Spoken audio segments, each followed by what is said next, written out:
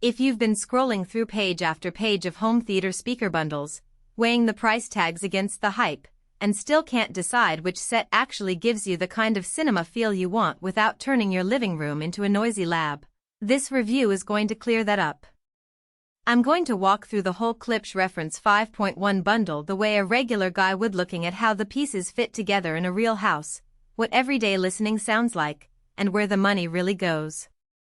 Link is in the description if you want to check the product details on Amazon. First off, let's talk about the composition of the package.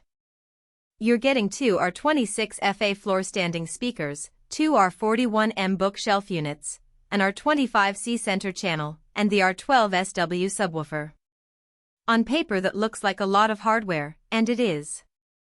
The floor standers are the big, horn-loaded beasts that Klipsch is famous for. The bookshelves sit on your side cabinets or sit-stand units, the center channel handles dialogue, and the sub handles that deep rumble you feel in an action scene. What matters is how these elements behave once you plug them into a decent AVR and start a movie night. Practical strengths start with the horn technology. Klipsch's Tractrix horn design essentially amplifies efficiency, so the speakers can get loud without demanding a massive amp. In my test setup, a mid-range AVR with 90 watts per channel, the floor standers hit 85 dB SPL at a comfortable listening spot about 8 feet away, without any clipping. The result is a clean, forward sound that makes the brass in a superhero score feel punchy, and the high frequencies stay crisp even at higher volumes. The subwoofer's Copper-Spun IMG, Infinity Motion Geometry, driver also benefits from that efficiency. It delivers a tight, controlled low end that doesn't just boomy, but actually follows the action. When you cranked up a scene from Mad Max, you could feel the rumble in the floor, yet the bass remained articulate, not just a wall of noise. Another real-world advantage is the flexibility of the R41M bookshelves. They're compact enough to slip onto a standard TV stand or a sidewall without demanding a dedicated speaker shelf. Because they're horn-loaded, they still punch above their size. I placed a pair on either side of a 55-inch TV, and even with a modest couch placement, they delivered a surprisingly wide soundstage for games and streaming.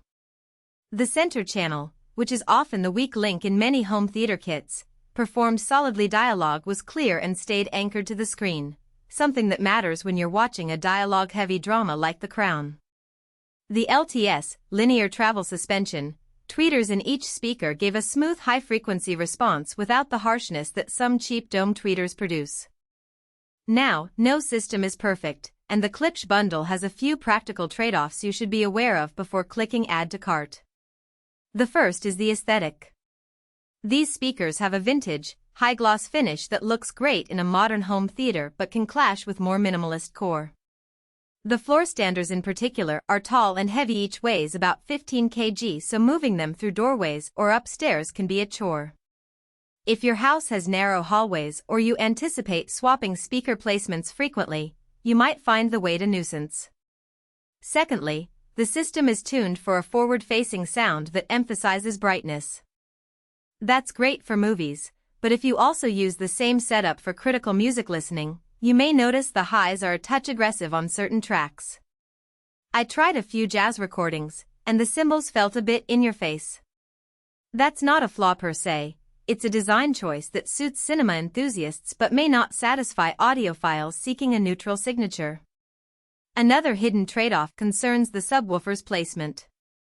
Because the R12SW is relatively compact, about 14 inches in height, its bass performance is highly dependent on room positioning. In a rectangular living room, placing it flush against a wall gave you the biggest impact, but you also got a slight boomy resonance at the lowest frequencies. Moving it a foot away from the wall softened that effect and gave tighter, more controlled bass. So you'll need to experiment a little to find the sweet spot, which isn't a big deal, but it's worth noting if you expect plug-and-play perfection. Who should buy this bundle?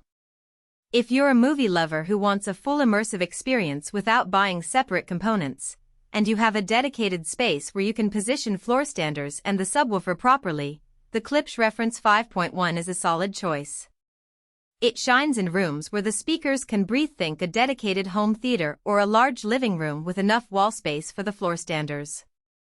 The system also works well for gamers who appreciate that visceral low-end and precise directional cues, especially in first-person shooters where the "who's behind you" question is answered by the speaker's ability to place sounds accurately.